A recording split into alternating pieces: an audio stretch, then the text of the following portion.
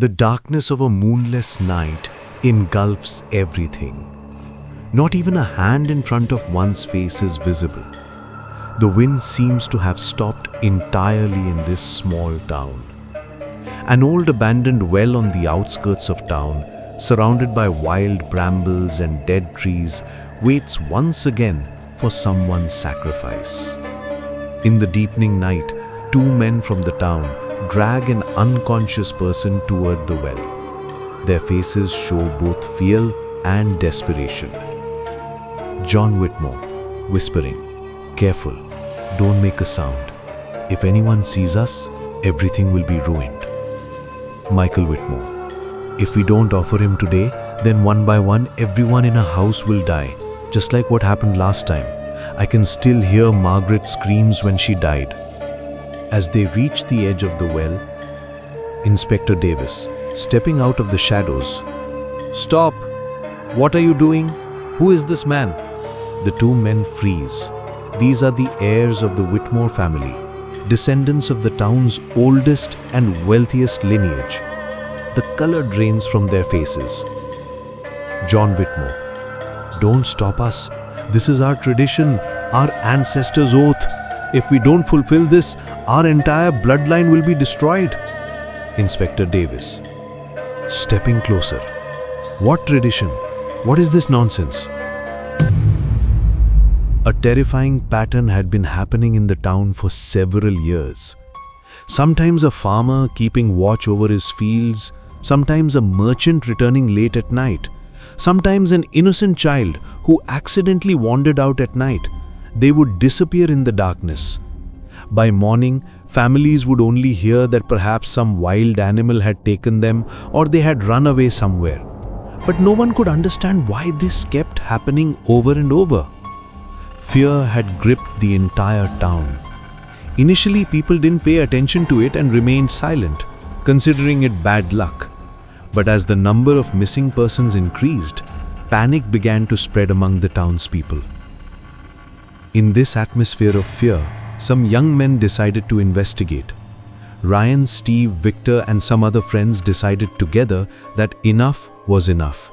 Now they would find out what was really happening. They started monitoring every corner of the town. Every moonless night, they would hide and keep watch. But every time, someone would disappear under some pretext or another. The news would spread throughout the town. Then they contacted some people from the neighboring town and the police, and together they made a plan. They would keep an eye on every house and maintain records of every person's activities. A warning was issued in the town that no one should leave their homes on moonless nights unless absolutely necessary. But despite this, someone would still disappear. During these efforts, they got a big clue: the Whitmore family. The town's richest and oldest family, whose mansion was in the center of the town. On moonless nights, the activities around their house seemed more suspicious than usual. Some people would come out from behind their house at night, but whenever they were monitored, they would disappear. On the next new moon, they monitored the Whitmore house from the other side. That night, Ryan and his friends saw two Whitmore men taking an unconscious person out of the house. They headed straight for the well. Ryan and his friends, along with two police officers, followed them and hid in the bushes. They saw the Whitmore family members take the unconscious person to the edge of the well and perform some ritual over him. They were applying red paint on his head, rubbing lemons on his neck, and chanting. Then they pushed him into the well. As soon as his body hit the water, a strange sound echoed, as if the water had swallowed him whole. Everyone's hair stood on end. To Inspector, now there's no room for doubt. These are the people who have been making the townspeople disappear.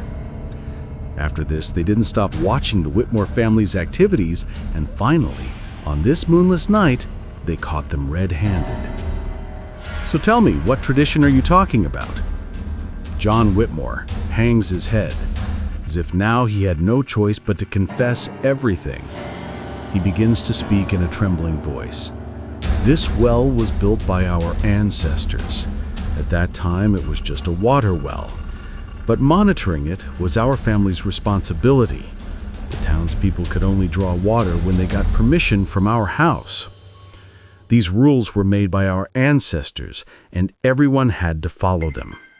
The townspeople fall silent. An eerie silence spreads. Then one day, a wandering preacher came to town. In the scorching afternoon, he came to this well in a thirsty state and started drawing water without asking. John pauses and takes a deep breath. At that time, our ancestors caught him and pushed him away. They abused him, humiliated him. That preacher folded his hands and said, "Just let me drink 2 sips of water and then I'll go on my way. This won't reduce the water in your well.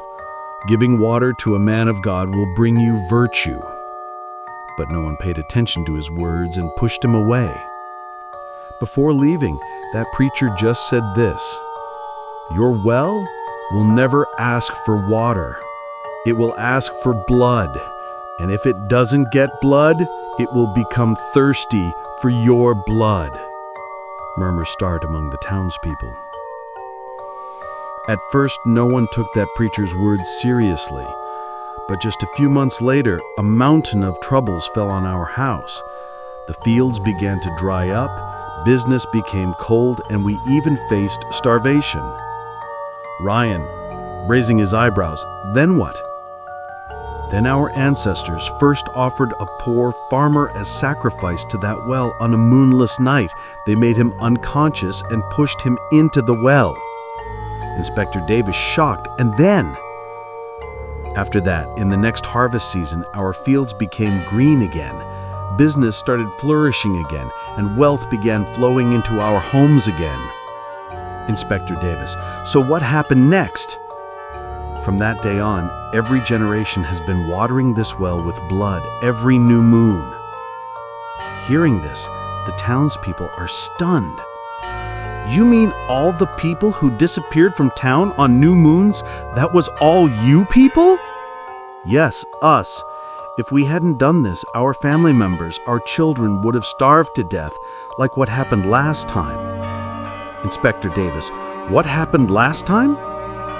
"A few months ago, the townspeople had stopped going out on moonless nights out of fear. We couldn't catch anyone. That night, Margaret, our daughter-in-law, died in our house for no reason, writhing in agony." Inspector Davis, who is this man you were taking? John looks at them with deep eyes. John Whitmore, this is Robert, our old servant. He's been with our family since childhood. He has served our house for many generations. When the townspeople stopped leaving their homes, we had to choose someone from our own house, our own servant. So you decided to kill your own old servant just to please this well? John Whitmore, if we didn't do it, someone else in our house would have died. Our children, our women who are still with us, might not have survived. The townspeople look at each other with frightened eyes. That night, a terrifying shiver had spread in the air. Hearing their words, everyone became angry and wanted to vent their fury on the Whitmore family. But the police took them into custody and charged them with disappearing townspeople and murdering them. But from the very next day, events became even more horrifying. All the men of the Whitmore family died in jail under mysterious circumstances. Someone's throat was slit by itself. Someone bled from their eyes. And someone died of a sudden heart attack for no reason. The food cooked by the women of their house would rot within hours, and starvation spread in their homes. The children's health began to deteriorate, and one by one, all family members began dying strange and painful deaths. The entire Whitmore family was finished within a few days, and their house became deserted. But even more terrifying was what happened to the townspeople who had stood against them. Ryan and his companions' houses began hearing whispers at night. Blood-like stains began appearing on their walls. One night, Steve, under the influence of alcohol, said, Steve, drunkenly, "Come on, let's see. what kind of well it is that can kill us." Hearing his words, all his friends got scared. "You guys keep being scared. I'm going alone to see." Ryan and his friends tried to stop him, but Steve stubbornly went alone towards the well. The next morning, Steve's clothes were found by the well's edge, neatly arranged as if someone had carefully placed them there. But there was no trace of Steve anywhere. Now fear had spread throughout the town. Ryan and Inspector Davis, together with the town's wise people, decided that this wasn't just about the Whitmore family. This well had now become a living curse itself. They called Mystic Father Tremblay. It was said about him that he had pacified many such cursed places. When Father Tremblay arrived in town, he gathered the entire town in the square. "Father Tremblay, this well's thirst will no longer be quenched by just sacrifice. It has now become a living force itself, and if it's not stopped, it will swallow the entire town." The townspeople gather. Around the well, there's the light of flickering candles. Father Tremblay sits on the ground with ritual materials. The townspeople stand silently. "Father Tremblay, tonight we must forever end this well's hunger. But remember, if anyone's resolve wavers, this well will then demand blood." The townspeople nod fearfully. Father Tremblay prepares a sacred fire and begins the ritual. Father Tremblay puts bones, red substances, sage leaves, and holy water into the sacred fire. Father Tremblay, in the name of the Father, Son, and Holy Spirit, protect us, protect us, protect us. The townspeople together begin reciting the Lord's Prayer. Strange buzzing and growling sounds come from the well. These sounds seem to be coming from inside. Father Tremblay takes an iron nail and goes to the mouth of the well. With chanting, Father Tremblay drives an iron nail into the mouth of the well. Suddenly, red smoke begins rising from the well. Face-like shapes begin appearing in it. Sometimes Steve's, sometimes John Whitmore's. Many townspeople faint from fear. This is Steve's face! Now the time has come. He hammers the nail into the ground. Suddenly, a loud scream comes from the well. An old man in the crowd, who had watched sacrifices by the well every year, fainted right by the well. "Quick, catch him!" People run. He was breathing, but his body had turned cold. Around 3 a.m., when the chanting and ritual were at their peak, suddenly a terrible roar is heard from the well. Water begins splashing violently. Red-colored water begins shooting out like fountains. A strong, rotten smell begins spreading from the water. This is blood. God, what's happening? All those whom this well has sacrificed over the years. Today it's releasing them all. This is its final destruction. The red water flowing from the well starts spreading everywhere. Expressions of disgust and fear appear on everyone's faces. Panic begins among the townspeople. Some step back and children start crying. No one will step back. If you lose courage, all of this will start again. The townspeople, trembling, stay in their places. Father Tremblay lifts thick iron bars and plants them at the mouth of the well. As soon as the nail hits that bar, a harsh scream comes from the well for a moment. Then everything becomes quiet. The well is closed with thick iron bars, and a poplar tree is planted on top of it. It is finished. No, it is not completely pacified. We've just put its hunger to sleep. But so that it doesn't wake up again, on every moonless night, some elder from the town will light a candle by this well and recite the Lord's Prayer. This is the condition. If this isn't followed, this hunger will awaken again, and the dance of death will start once more. Now, behind them, the darkness of the new moon looms in the sky. But there's a glimpse of relief on the townspeople's faces.